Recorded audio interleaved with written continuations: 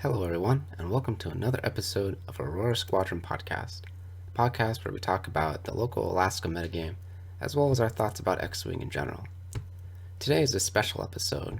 We have an interview with Brian A Lindamood, who made top 4 in the recent Las Vegas Open. Brian is a huge part of the XWing community here in Alaska, regularly organizing tournaments and being an overall positive person to share the hobby with. We were all very supportive of his efforts down in Las Vegas, and many of us were following along with him as he worked his way through pools and cut. Just for reference, Brian's list consisted of femme and 2 Skull Squadron pilots, all with crack shot, as well as Layton with auto blasters and marksmanship. Without further ado, let's start the interview. All right.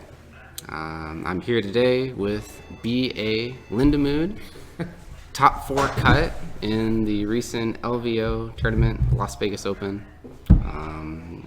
So how are you doing today? Good. It's good to be back.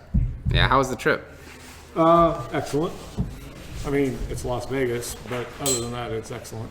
I know, right? Even if you don't make pools, you still got Vegas. Yeah, well, Vegas is in a weird place where you can smoke anywhere, but you can't have a plastic straw on it. So. Cool. So it'd be nice to get to know a little bit more about you. Okay. So how long have you been playing XWing for? I remember it was right before Scum came out as a faction, so I think it was the end of 2014, beginning of 2015. Is that what got you into the game? No, actually I got it because I played board games, and my kids like Star Wars, and I was in actually Bosco's, I think, and I saw this plastic Star Wars spacey ship game, and I thought, they like that, so I gave it to them for Christmas, and bought some ships and stuff like that, and they're like, nah. But I started looking around, it was kind of cool. It was a lot like another game that I really, really like. And so played around with it, and then the guy that originally sort of started things up here, whose name, for the life of me, I cannot remember right now, put a post on FFG's forums for a tournament at Tier 1. Wow. So FFG, not even Facebook, just no, it wasn't in Facebook at the time. Wow. I don't remember. Did they get they had a Facebook page right about then? I don't remember, but it was a while ago now. And you had to be kind of in the know for the local XWing tournaments back then. Pretty much. The first one I went to, I guess there had been one or two before. MJ's had one that last fall. Out they had in a store the championship, West actually, oddly enough. Yeah. And they had a team tournament. Tier 1 had a team tournament a month or two beforehand. But I want to say there was like 8 or 10 of us there. So, wow. So, and I sucked. I mean, everyone does when they first get started. Yeah, I think I had some A-wings or something like that. Well, that's why you didn't do so well. Well, yeah. My starting X-Wing life was a very disappointing relationship with A-Wings. Well, it didn't get much better in 2nd edition. Well, it got better in so much as I just didn't fly A-Wings, but there's RZ2 A-Wings, which I absolutely loathe. All for good reason. What A-Wings should have been. No kidding. Well, they should have been, but... That's all right. What would you say is the thing you like most about XWing as a game? It combines a lot of game stuff I've always really liked. When I was a kid, I used to play a baseball game that was all card-based, and you would make your teams and do all this other stuff, so I really, really like that aspect of it. I love the movement aspect, using the templates versus, you have hexes. There's a World War I game back when I was a kid that was really cool, that you did maneuver sort of things, but it was all based on a hex map. Yeah. And this is sort of beyond that. You take the lines away. And so I really like that. So, and the models are good. The one thing that I won't do in a miniatures game, I suck at painting, and the only thing that sucks more than me painting is me having to paint. And this is one of the only miniature games I know of that you actually don't have to paint anything. It comes pre-painted. That's true. I feel like that's one of the big draws about the game is the accessibility about it. It is. Of all the miniature games, it's by far the most accessible in my opinion. It's the least expensive to get into. I think the rules, though we all get confused about the rules, the rules compared to other games are a lot simpler, and the games are fast relative to like Warhammer or something like that. Right. It takes a lot of those aspects, but condenses it down into a much more approachable format. Yeah, absolutely. So what would you say, if you could sum up your experience at the Las Vegas Open, how would you say that was? It was incredible. I mean, I did well, so that helps. I know, a little biased. But, last one, I went to the Denver System Open last year, and I didn't make cut, but I still had a great time. Mm-hmm. There are people, and I've gone to a number of these. I try when I'm traveling out of state, particularly if I'm gone for a couple of days, I'll look for open play nights or weeknight tournaments and stuff like that. Mm-hmm. And so there's people that you meet there, and it's not this long-standing friendship sort of thing, but you have a good time, and it's good to see them again. Mm-hmm. And a lot of people just try to have a good time. There's always going to be the folks that are trying hard, but they are a very, very small percentage. I think a lot of the folks are really cool. So they're to actually have fun. Yes, they're there to actually have fun, and honestly, there's very few people you see there that aren't having fun. That's good. You get, the folks all the way down the salt mines that sometimes are disappointed. My last game of Swiss, the guy had to win to make it into the cut. It was a close game, and he didn't make it, and he was visibly upset by that. But who wouldn't be? For sure. But he picked himself up and stayed the next 2 days. Was playing in the whatever the whatever lineups were running that Sunday. And even on Saturday, there's this whole area next to where all the gaming was going on. There was just tables set out, and there was a couple games about a rim going on, some football game going on. I don't know what that was about. Some racing games. So yeah, I mean there was plenty of stuff to do for sure, even if you weren't actively in the tournament. Mm-hmm. What was sort of going through your mind as the day was heading along and you were starting to get pretty far?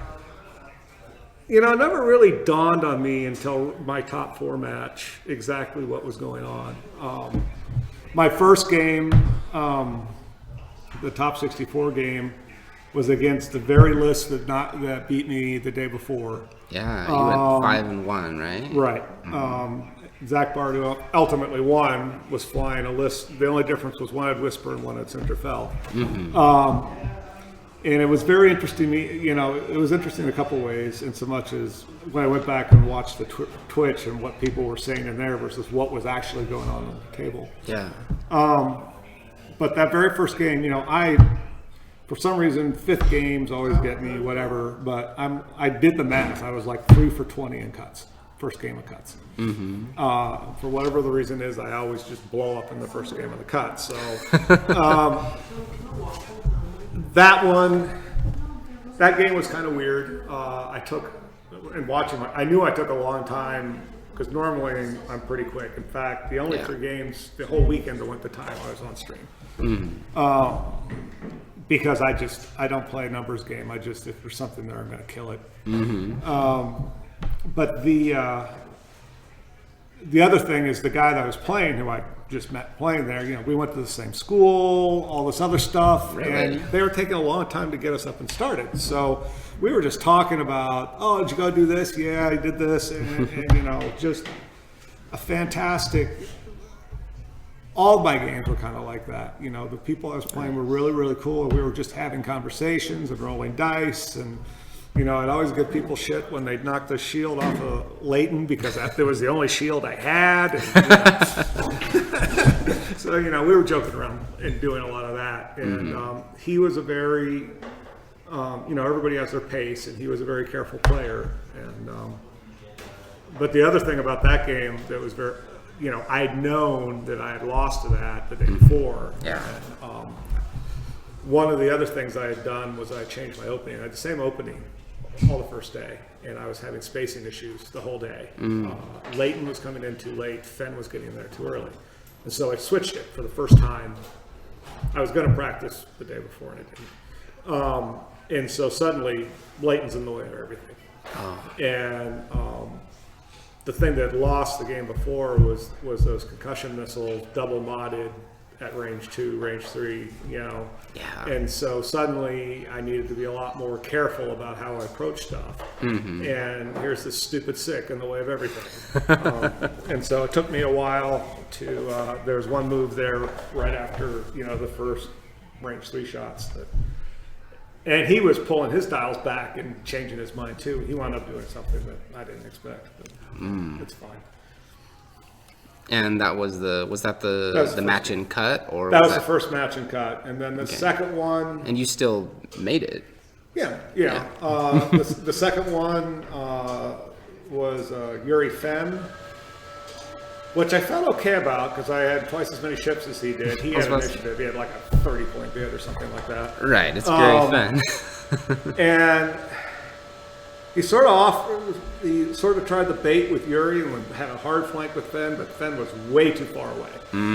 And I'd sent one of the Skull Squadrons just kind of to protect the flank a little bit, but I didn't shove him over enough. And so I did some stuff to try to corral Yuri, and Yuri does what Yuri does. 3-bank, afterburners boost, funky barrel roll. I wound up on the other side of the board, out of arc of everything, and it's like, yep, it's going to be one of those games, right? Meanwhile, I didn't flank enough with that Skull Squadron. I thought he was going to dive Femme in to try to protect Yuri, because Yuri was going to be in trouble if she was a normal ship. Well, he knew he wasn't going to be in trouble, so he just went hard after that thing and just really crushed it. I think it lived that turn and then died right away. That's big. But in the process of chasing that, I got him where I wanted. I got him in the rocks. And so I was able to come in from basically 3 different angles. And Yuri got auto-blastered off the board. And then Ben got auto-blastered off the board because that's just how Layton works. Really pulled weight that round, huh? Well, what I was doing is I was using the Skull for a blocker and trying to stay in his way, and he would bump and stuff like that. And then the last turn, he was stressed, faced the wrong way. All my ships were behind him, and he had nowhere to go. And so that's a death sentence. It was, and he looked at it, and I looked at it, and I think, if I remember the way it went, is he said, well, all those other guys can shoot at me, but Layton's the only one that matters, so we actually rolled that one first. Sure, might as well. Yeah, and rolled 1 star and flipped the other one over. And that was that. That was it. And third game, what the heck was my third game? This was for top 8? This was top 16. 64, 36, 16, yeah. Oh, the third game was me and Num and the 3 named A-Wings. And I hate A-Wings. I'm just saying that again because I hate A-Wings. And I served up, he spread everything around, brought Neen in. I basically just served Layton up to die. And Layton died, but at the same time, I had corralled Neen, so he was stuck between rocks and my own ship, so it was just bump fest, and so he died. But in the process, I lost one of the skulls, and so I had a full health skull, and he had taken Tally. Tally was down to 1, so he took her on a long tour of the outside of the board, and I sent one of the skulls after to go get it. And he came around a rock, and I thought he was going to too hard stressed, but he 3-banked, and then barrel rolled, boosted, and literally dropped the thing like the nubs were over top each other. I mean, they weren't over top each other, but interlaced. Yeah. And then he proceeded to one-shot a full health skull with Tally. That's crazy. And meanwhile, I brought Fenn around to take care of, I think it wasn't Greer, it was the other one, Zuzo or Luke, whatever that one is. Mm-hmm. And I went to barrel roll to get out of his arc to get him on the side, and I clipped the rock with the barrel roll, so I dropped him at range one right in front with, Greer was behind him with no tokens, and he got down to 1 health real fast. How in the world did you win that one? I shot out of there, took care of the one that, which one?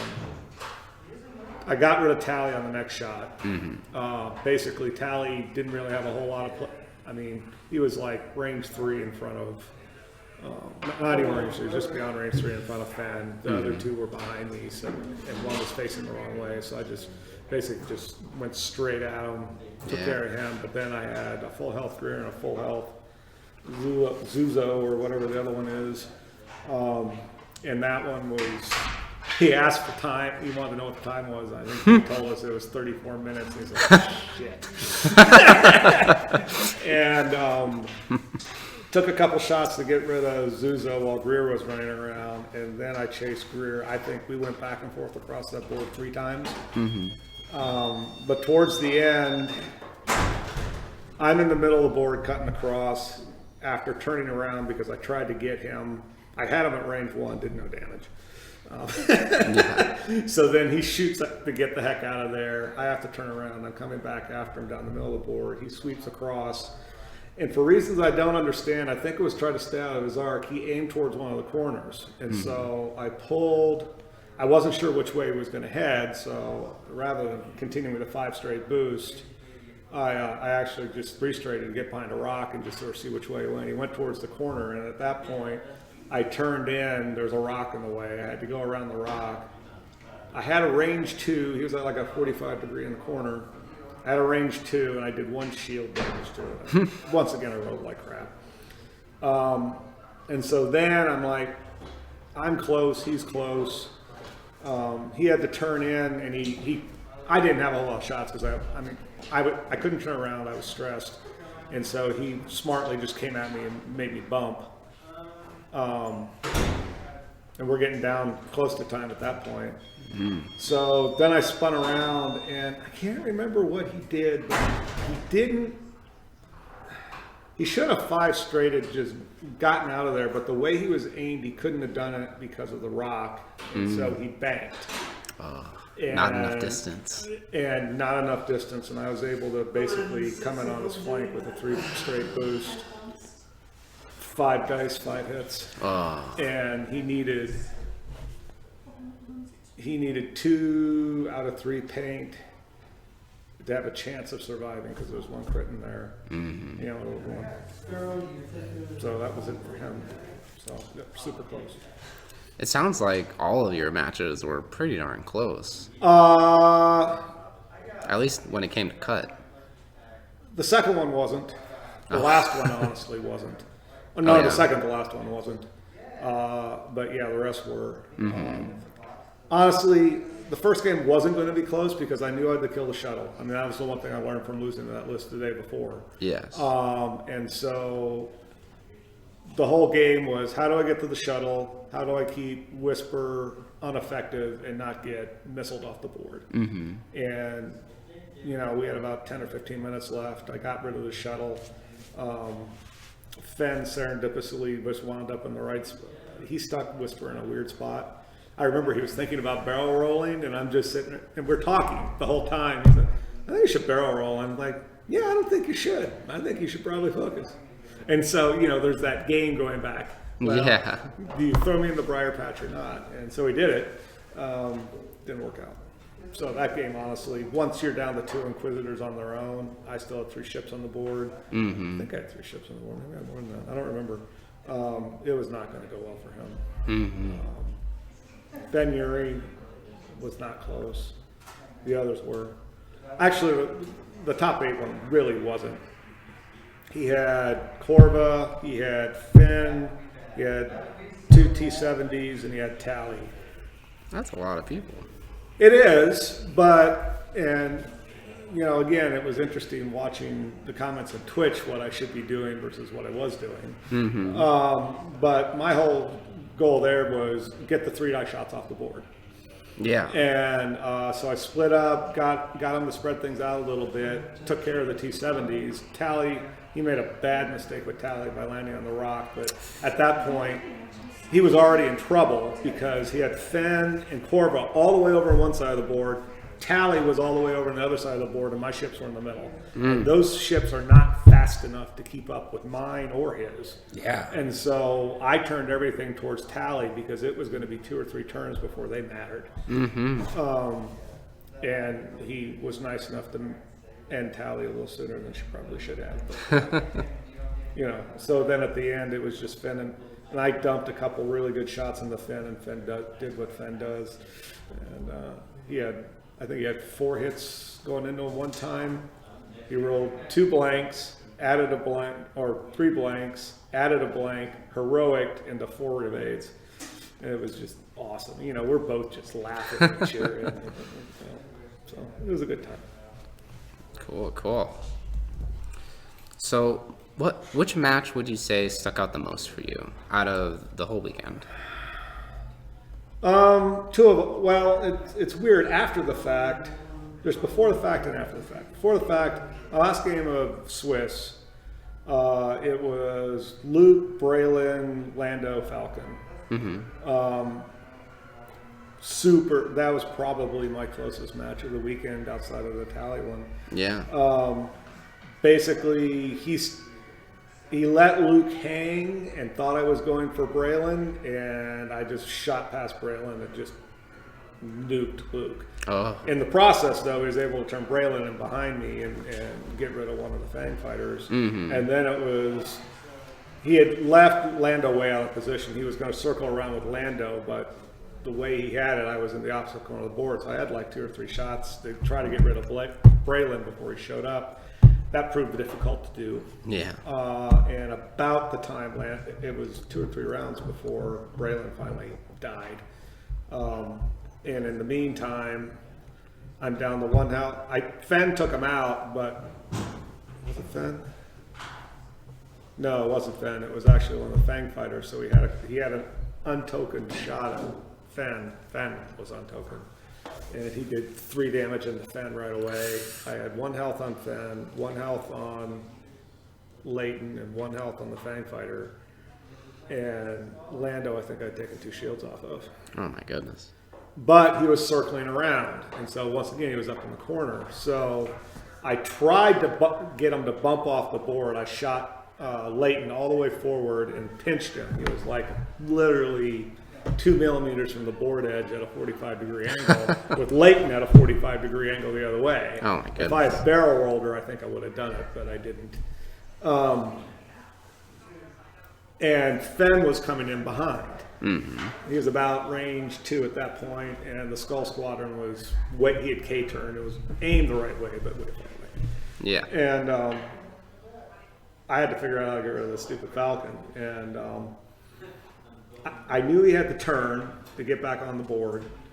And so I brought the Fang all the way in once again to try to get him to bump. If he from the front. The only one, right? But the only way I could protect it, I couldn't get close enough. He would have had to do the 3 to get past him. And Fenn was coming in from behind. Well, here's this stupid sick again in the way, and that sick was right where Fenn needed to be because I needed Fenn in behind him. Yeah. And so I just 3-straighted him off the board. Figured, screw it, you're going to die anyway. Because the only thing he could do is 1 hard and bump and not go anywhere. Yeah. And so I actually wound up talon rolling the Fang to bump him, and then brought Fenn in from behind, which surprised him. Fenn did what Fenn does. He rolled like 4 or 5 hits. No, one hit, 1 eyeball, and 3 blanks. Oh. So then we're sort of like sitting there, but he couldn't turn his arc because of the bump. Because of the bump. So I moved one forward, or two forward, knowing that he couldn't go that slow. And he bumped again, and so Fenn's right behind him again. And that time, Fenn hit him pretty hard, got rid of the shields in like one hole. But he was kind of aimed at a rock towards the board edge. So he had two choices. He could turn towards the board edge and get really screwed the following turn because he would have been stuck in the corner. Yep. Or he could go over the rock. He really couldn't make a hard right because he would have been over another rock. He would have gone over debris. And so once again, too straightforward. And that time, Fenn dumped 4 crits and 1 hit into his butt. Gave him disable. No, it gave him the one where he can't take actions. Yeah. He had that, panicked, just a bunch of really bad shit at that point. He only had 3 health left at that point. So at that point, I knew he had the 3 out of there. And Fenn finished him off the next turn. Yeah, it just goes to show. It was super close. Super close. Yeah, if you didn't have that. Yeah. But, honestly, the other game that at this point I really regret was my top 4 match. At that point, the problem I was having, first D gives you your Worlds invite, and I'm just, that was just like, I can't believe I had this, all this other stuff. And then I'm like, if I win this game, I miss my flight. Yeah. And as far as the prizing goes, the trophy's cool, bragging rights are cool. So I'm looking at that, and I had not played a droid swarm up to that point. And Paul Olsen is he's a known guy, right? He's top 8 worlds. Yeah. He's no slouch. And he comes up, and, we're going through the stuff, and I'm just like, I'm not even sure what to do with this. And the issue is I had played droid swarms, but not with Seer in them since the change. Right. And the old tactic is just charge right in there, kill 3 of them, and then everything's fine. But I was reluctant to try that with my ships and the crack shot crap coming from Seer and confetti tokens. And so I wasn't sure what to do. And at the fly, I came up with a really weird setup, but, my goal was to, at that point, there's so much crap going through my head. I'm just like, should I just joust and see what happens? Should I try to do this? Should I concede and go get my plane? There's all sorts of crap going on in my head. And I was tired, honestly. Yeah. And watching that game, the third turn in, I think, it's third or the fourth. It's when I 5 straighted Fenn to try to get around. Yeah. I made 2 absolutely stupidest mistakes on the face of the planet. I boosted the Fang Fighter in instead of, which was just habit, versus barrel rolling, which I should have done. Normally, if he was going hard after Layton, which was fine, I want him to, so why on God's green earth am I putting all my other ships over there in that fray? Yeah. And I changed my maneuver on Fenn at the last minute. I was originally going to take Fenn over the rock and try to come in behind him. But I wasn't sure if he was going to take that droid that turned in and leave it on the rock or barrel roll off. He apparently had been doing that all day. He wasn't leaving his droids on rocks. He was actually pulling them off after they landed. But that was a very, very hard game to watch just because, I played horribly. And I felt like, this is an opportunity for people to see people they don't normally see. And I don't think I put, the level of play we have here in the best light. It was sort of embarrassing. And likewise, you don't see the Twitch chat and all the people that are all over the place saying, you can do, I see you guys doing that. And that's fine. But at that point, there's nobody left, right? So there's 1,000 people out there, and half of them are jumping up and down screaming. And I feel like that I kind of let them all down, frankly. At the time, I'm just like, oh, well, it's that, oh, look, half my ships are dead. Good. I need to go catch a plane. This is going fine. Oh, good, I'm dead. I'm packing up. I'm getting out of there. And, it wasn't until Tuesday night when I actually had the chance to sit down and watch it. I'm just like, holy shit. Yeah. That was not good. I mean, it's understandable. The mental strain that you go through after So many games in a Well, single and day. I don't want to take anything away from Paul either. I mean, watching him play that game, surgical. He did Absolutely phenomenal. surgical. And where I am, in my fuzz, I see a blob of ships.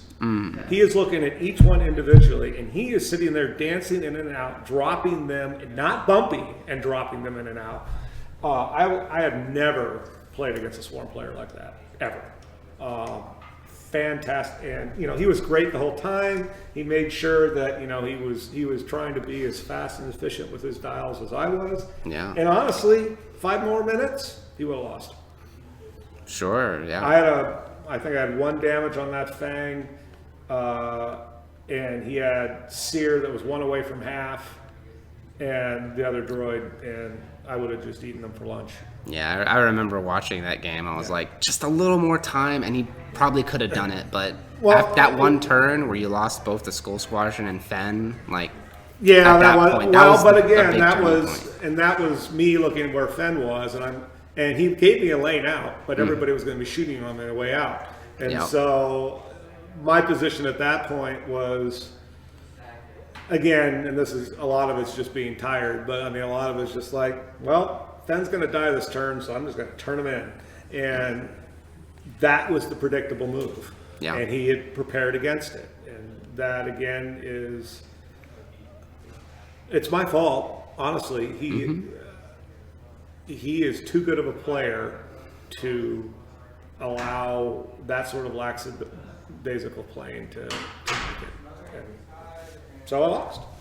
And like I said, at the time, I'm just like, woo, I lost, I can go. But I much would have preferred the other game be on stream so I could, rather than that, because like I said, it was embarrassing, I think. I don't think you did too bad. All things Overall, considered. no, overall, How many people were in that tournament? 250 some. Yeah, I don't think anyone can. Oh no, don't get me Really? wrong. My goal was to make cut and just assume that I'd wash out before.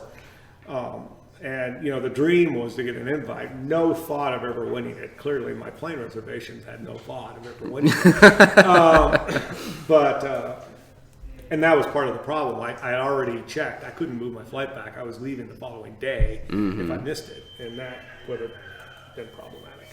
So, Yeah, I don't think you should be diminishing your accomplishments too much. I mean, we all sort of have those regrets sometimes. I have. At the end of the day, the 2 that played in the finals were the only 2 that beat me.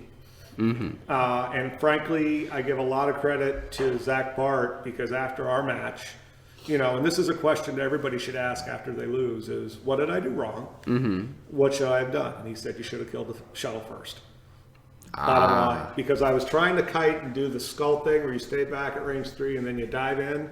Well, those Inquisitors love double modded range 3 shots. Well, they do. And they were Those eating me missiles. for lunch trying to do it. And I spent an hour trying to kill those damn Inquisitors with Palp and everybody in the background. I think second round of shooting, I killed off Sunter really quickly.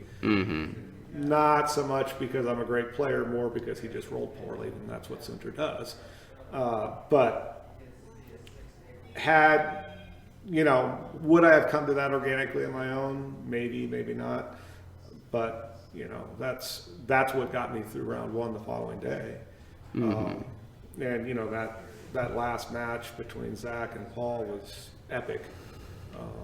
I've watched part of it. I haven't had 2 hours to watch the whole thing yet. Yeah. But and honestly, I don't know that I could have beaten Zach.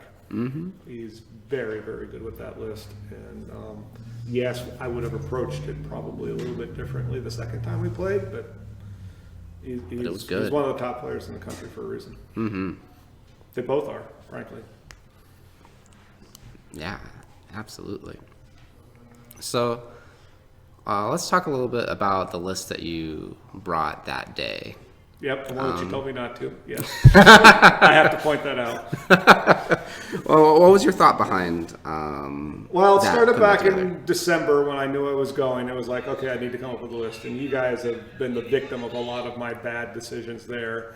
I was trying to make Tell work, and I'm just glad you didn't bring Tell Trivia. well, my start with lists is I need an ace, an endgame ship, I need something I can shove in there and do a lot of damage that will eventually die. And then I usually am looking for some sort of support ship that can just, whether it's lob bombs in there or missiles or something like, Quinjast is perfect for that. The problem is, particularly with 3-ship lists, is I want to make sure that if for some reason Fenn dies, because Fenn does, I have something else that I'm comfortable that I can, in most cases, have a chance of finishing. Yeah. You got to play laser tight. The smaller your list gets. I was doing all sorts of stuff. I was doing a bunch of stuff with Tirani, as you remember, and I prefer 4-ship lists. 4 ships is where I'm comfortable. 5's better, but game to 5's hard. I do not like 3-ship lists. I've always liked 4. So what I was running against was 4 Skulls and Saracen, which I've been playing with here forever. It's just one of those things that you keep with you, but it is a pretty strong list in and of itself. And I kept playing against it and playing against, and you're playing against yourself a lot of times, and I wasn't beating it. And I'm just like, well, at some point I've got to stop screwing around and come up with something, and if this is the one that's always doing well, so be it. But this was before the points came out. And so, you've got rerolls with Predator on the Skulls, which makes up for losing Drea at the time because she was too expensive. Right. And you get rerolls from Sarasu on defense, which if you're jousting is helpful, but I rarely jousted with that list. Yeah. So really, you're just paying for an I-5 Auto Blaster, and if you get a reroll out of the deal, yippee. So I figured the Skulls would come down a point or two. I even almost suspected Sarasu would come down. So I figured, I had a 1-point bid before. Maybe I'd have a 3 or 4-point bid. That's fine. Especially at PS5, I'll take a 4-point bid any day of the week. Sure. Well, suddenly the points came out and I got 10 points. And I'm like, well, what do I do with this? And the answer is there's nothing you really can do. I tried Stealth Device on Sarasu because she has a tendency to die for no reason. I tried Afterburners because 6 with a boost is really nice. And it wasn't quite where I wanted it to be. Yeah. So 2 weeks ago, then I dropped back to 4 Skulls with Predator. And that felt much better because, me, I can just charge in there, shoot at stuff, and things don't really die. But I was still having issues with aces. Yeah. And I came in here and played against Jim and Derek one night for practice. And I did fine against them, but Jim has been hounding me. He's saying, you need Fenn, you need Fenn, you need Fenn, you need Fenn, you need Fenn. And it was Friday night after playing them, and the games went fine for me. But I'm just like, yeah, he's probably right. And so you stick Fenn in there, what do? You got 35 points. If you leave Predator on, you got 4 crack shots. You got naked, you got 38 points, but I needed some sort of something to push damage through. So then what do? And, I'm back to looking at 6. And it's just like, which one of these pieces of junk do you want? Right?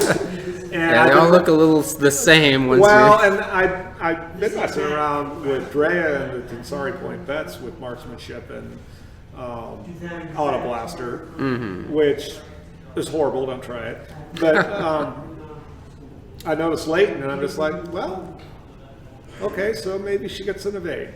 And so Saturday, Sunday night, that's where I was. And I came in here Monday and tried a couple things out, and was like, yep, I can make this work. And so fly to New Orleans, get a couple games down there, and I was starting to feel pretty comfortable with it, and so that's what we went with. And it worked out, and then it was just a matter of, do you put Fearless on Fenn or do you put Crackshot? And for me, it felt better to spread that Crackshot across 3 of them rather than concentrate it just on your ace. So. Yeah, cool. If you could change any part about your list looking back, Would there be anything that you'd change? No. I mean, as far as I'm concerned, I think that list is as optimized as it's going to get. Fearless, I think, is a mistake unless you have no other choices. What the heck else are you going to put on Layton? You know, some people were saying, well, why didn't you have Genesis Red? Well, Genesis Red is fine if, as you know, if you have a hawk in the list that you can grab a bunch of tokens from. But other than an additional PS, it didn't buy me anything.